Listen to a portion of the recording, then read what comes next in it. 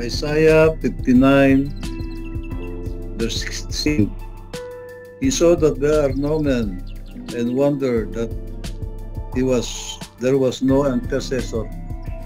Amen. So, we respond to this call of God and lead the Golden Staff Ministry CNCI New Zealand as intercessors and say, "Here we are, Lord, use us."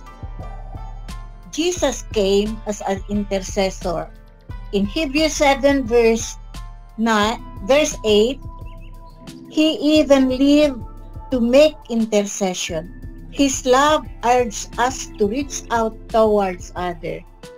It urged us to be soul winners. And soul winners is an intercessor in action. So, the Golden Staff Ministry, CNCI, and New Zealand are prayer intercessors for salvation, healing, and deliverance, and preparing all the people and nations for the second coming of our Lord Jesus Christ. Glory to God.